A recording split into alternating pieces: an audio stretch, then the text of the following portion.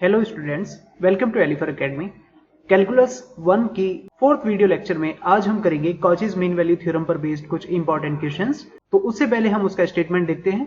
Cauchy's theorem, इसको हम second mean value theorem भी कहते हैं। इससे पहले हमने लैग्रेंजीज की mean value theorem video lecture 2 और 3 में उसके क्वेश्चन हमने किए हैं।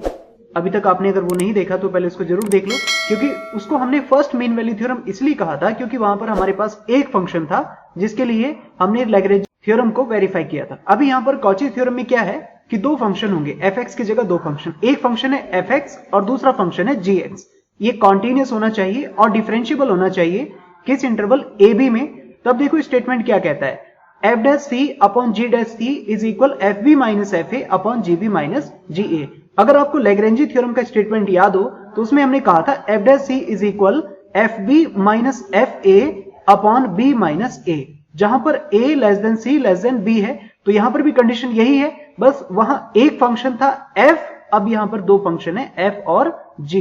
तो देखो कहां पर a less than c less than b पर ये कंडीशन आपको फुलफिल करनी चाहिए। ये चीज हम रोलेस थ्योरम से ही पढ़ते आ रहे हैं इसके अंदर। तो इसके ऊपर बेस्ड हम कुछ क्वेश्चंस देखते हैं। क्वेश्चन नंबर 1, इसमें आप देखिए fx की वैल्यू x स्क्वायर है और gx की वैल्यू x क्यूब है। इंटरवल आपको दिया है 1 से 2। तो सबसे पहले आप fx के लिए काम करेंगे। तो fx क्या है, x स्क्वायर। a की वैल्यू 1 हो जाएगी, b की वैल्यू 2 हो जाएगी इसमें। अब आप fa निकालेंगे, a की मतलब x की जगह 1 रखेंगे तो आपको मिलेगा 1। fb निकालेंगे, x की जगह 2 रखेंगे तो 2 का स्क्वायर 4 होगा। जबकि डिफरेंशिएशन करेंगे ना आप इसका f डैश x, तो x स्क्वायर का क्या होता है 2x होगा और x की जगह c रखेंगे तो क्या आएगा 2c आ जाएगा। इसी तरह से आप इसमें gx के लिए काम करेंगे, मतलब x क्यूब के लिए। यहां पर इंटरवल 1 से 2 वही है। अब आप ga निकालेंगे तो ga की वैल्यू 1 मिल जाएगी, x की जगह 1 रखेंगे ना तो 1 का क्यूब तो 1 होता है। अब ऐसे ही gb निकालेंगे तो b की जगह 2 रखेंगे तो 2 का क्यूब कितना हुआ 8 हो गया। उसके बाद आप इसका डिफरेंशिएशन करिए तो x क्यूब का डिफरेंशिएशन 3x स्क्वायर और इसमें x की जगह c रखेंगे तो कितना आएगा 3c स्क्वायर।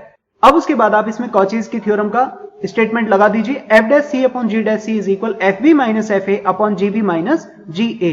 सारी वैल्यूज ऊपर रखिए, रख दीजिए इसमें। देखो f डैश c की वैल्यू 2c आ रही है अपॉन g डैश c की वैल्यू 3c स्क्वायर। आगे fb की वैल्यू 4 माइनस fa की वैल्यू 1 अपॉन gb की वैल्यू 8 माइनस ga की वैल्यू 1।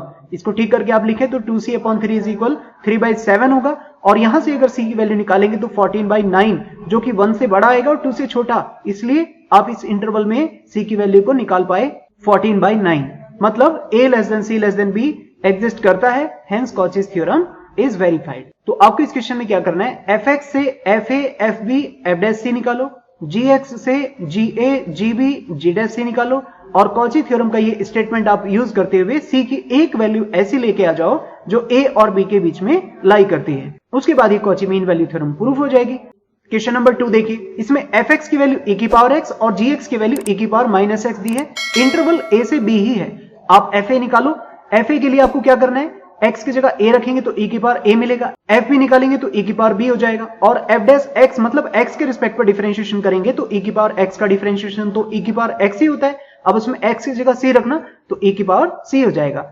ऐसे ही आप gx के लिए करो तो gx क्या है अपना e की पावर माइनस x, इंटरवल वही a से b हो गया। उसके बाद आप ga करेंगे तो e की पावर माइनस a निकलेगा और gb निकालना चाहें तो फिर e की पावर माइनस b होगा। x की जगह a और b रखेंगे ना तो ये आपको ga और gb मिल जाएगा। उसके बाद आप e की पावर माइनस x का डिफरेंशिएशन करेंगे तो क्या आएगा माइनस e की पावर माइनस x।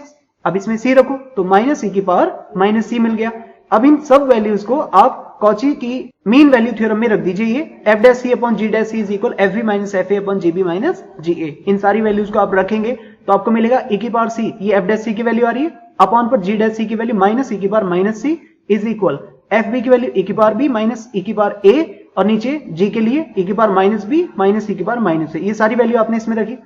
अब देखो क्या होगा, ये e की पावर माइनस c ऊपर जाएगा तो e की पावर प्लस c हो जाएगा और ये माइनस एडजस्ट करके आप इसको लिख सकते हैं। यहाँ पे एक माइनस है, ये छूट गया है तो इसको लगा लीजिए। माइनस e की power minus 2c is equal, देखो e की पावर b माइनस e की पावर a ऐसे लिखा। नीचे जो e की पावर माइनस b और e की पावर माइनस a लिखे ना, इसको देखो हमने क्या किया, हमने 1 अपॉन करके लिखा और फिर बाद में हमने इसका एलसीएम लिया तो देखो क्या मिला e की पावर a माइनस e की पावर माइनस b।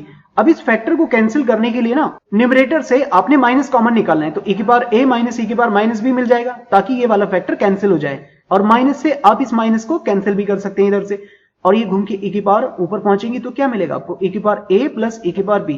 अब आपको क्या दिख रहा है, यहाँ e की पावर 2c है और यहाँ e की पावर a प्लस b है, तो इनकी पावर्स को कंपेयर करेंगे तो 2c is equal a plus b मिलेगा और c की वैल्यू निकालेंगे तो a प्लस b अपॉन 2 आ जाएगा, which is arithmetic mean of a b. और अर्थमेटिक मीन पता है आपको, a और b के बीच में ही लाई करेगा, hence a less than c less than b की कंडीशन पूरी होती है, इसलिए Cauchy's mean value theorem is verified. तो इस तरह से आपने इन दो फंक्शंस को लेते हुए कॉचीज की मीन वैल्यू थ्योरम इसमें वेरीफाई कर देनी है। अब आगे इसमें क्वेश्चन नंबर 3 देखिए, देखो fx की वैल्यू रूट एक्स है, gx की वैल्यू 1 बाई रूट एक्स है, इंटरवल वही पुराना a कॉमा b। fx के लिए काम करेंगे तो हमने लिखा fx को रूट एक्स इंटरवल a से b, fa निकालेंगे तो क्या आएगा रूट a, fb निकालेंगे रूट b, डिफरेंशिएशन करो तो क्या आएगा 1 बाई 2 रूट x आता है और x की जगह c रखेंगे तो 1 बाई 2 रूट c। इसी तरह से आप g के लिए काम करो तो g x की वैल्यू है 1 बाई रूट एक्स, इंटरवल वही a से b, g a निकालेंगे तो 1 by root a, g b निकालेंगे तो 1 बाई रूट b और डिफरेंशिएशन करेंगे ना इसका तो क्या आएगा -1 अपॉन 2x रूट x।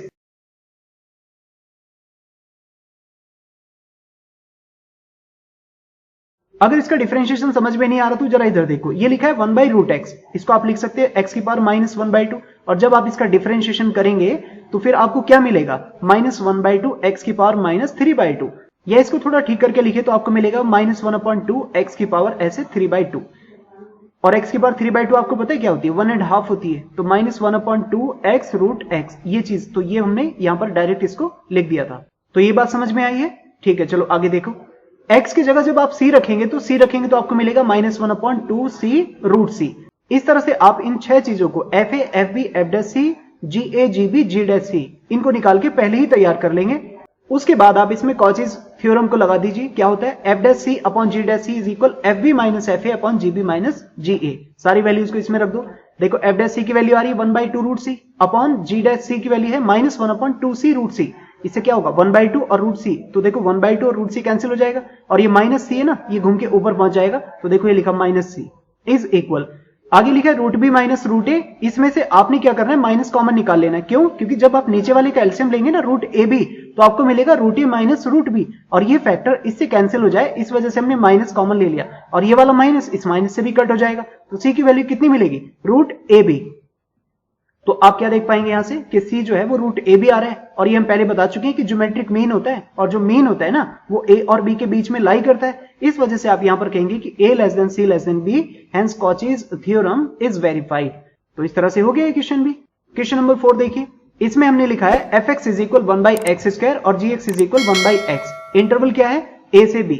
इसके लिए भी करेंगे तो fx is equal 1 by x square को हमने यहां लिखा, इंटरवल a से b है, fa की वैल्यू निकालो तो 1 बाई ए स्क्वायर, fb की वैल्यू निकालेंगे तो 1 बाई बी स्क्वायर, डिफरेंशिएशन करेंगे तो -2 अपॉन एक्स क्यूब मिलेगा, इसमें c रख दो तो -2 अपॉन सी क्यूब, ये c हो जाएगा, ठीक है। इसी तरह से आप इसमें gx के लिए काम करो तो gx की वैल्यू 1 बाई एक्स है, इंटरवल है अपना a से b, ठीक करेंगे इसको तो ga की वैल्यू 1 बाई ए और gb की वैल्यू 1 बाई बी आ जाएगी, डिफरेंशिएशन करेंगे तो 1 बाई एक्स का डिफरेंशिएशन होता है -1 बाई एक्स स्क्वायर और इसमें x की जगह c रखेंगे तो आपको मिलेगा -1 बाई सी स्क्वायर। अब आप इसमें कॉचेज की थ्योरम लगाइए तो देखो क्या होता है भाई, f' upon g' is equal fb minus fa upon gb minus g, ये अब तक याद हो जाना चाहिए आपको।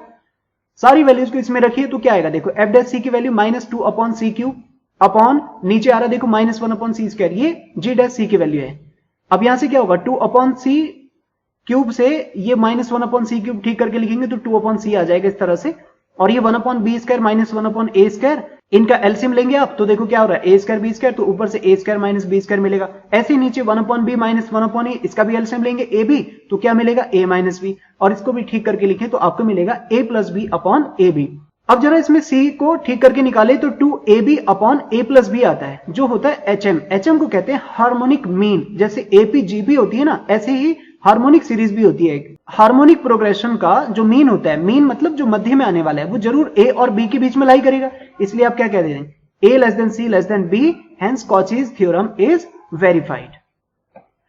अब इसमें लास्ट क्वेश्चन देखो जरा, क्वेश्चन नंबर 5, इसमें fx की वैल्यू दी है sin x और gx की वैल्यू दी है cos x, इंटरवल देखो -π/2 से 0। अब जरा इंटरवल समझ लो, ये हमारा क्वाड्रेंट होता है, ये 0 होता है, ये π/2 होता है, और इसके नीचे ये वाला जो 3π/2 है ना, इसको -π/2 भी कहते हैं। तो आपके पास जो रेंज है ना वो -π/2 से 0 है। अगर आपको c की कोई वैल्यू निकाल के लानी है तो इसके बीच में लाई करनी चाहिए, यानी वो एंगल c की वो वैल्यू -π/2 से 0 के बीच में लाई करेगी तो ठीक है। फॉर एग्जाम्पल जैसे एग्जाम्पल मैं आपको यहां पे दूं कि tan की वैल्यू हमें tan थीटा की वैल्यू है, tan c की वैल्यू -1 है, तो -1 आपको इस रेंज में tan में वैल्यू जो मिलेगी वो होगी tan 7π/4 की। तो आप यहां से tan 7π/4 एक ऐसी वैल्यू निकाल के लेके आ सकते हैं जिसकी वैल्यू -1 होगी। ये बात समझ पा रहे हो? यानी 7π/4 पता है कहां से घूम के आएगी? वो इधर से घूम के इधर ये वाला एंगल आएगा 7π/4। तो ये वैल्यू tan में 7π/4 ये -1 देगी। तो ये चीज आपको थोड़ा सा ट्रिग्नोमेट्री की ध्यान होनी चाहिए इससे पहले कि इस रेंज में tan की कौन सी वैल्यू -1 देगी, तो 7π/4 है जो इस रेंज में -1 होता है। तब आपको ये क्वेश्चन समझ में आएगा। तो जरा देखो, सबसे पहले आप क्या करेंगे, इसमें fx = sin x के लिए इस interval a to b, a की वैल्यू -π/2 और b की वैल्यू 0 होगी। fa निकालो, मतलब sin -π/2 निकालेंगे तो आपको मिलेगा -1, और साइन अगर 0 निकालेंगे f भी जिसको कहते हैं तो वो 0 हो जाएगा। डिफरेंशिएशन करेंगे तो f' कितना आता है cos x, और x की जगह क्या रखेंगे, cos c रख देंगे। इसी तरह से आप g के लिए काम करो तो gx यहां पर cos x है, a की वैल्यू फिर से -π/2 और b की वैल्यू 0 हो जाएगी। तो इस तरह से तो इसमें ga निकालो तो ga की वैल्यू फिर से -π/2, तो cos π/2 हो या -π/2 0 होता है, जबकि cos 0 gb की वैल्यू निकालेंगे तो कितना आएगा 1 आ जाएगा। डिफरेंशिएशन करो तो इसका डिफरेंशिएशन -sin x होता है, और इसमें c रखेंगे तो -sin c होगा। उसके बाद आप क्या करेंगे, कॉचीज की थ्योरम का स्टेटमेंट इसमें लगा दीजिए, f'(c)/g' = fb-fa/gb - ga।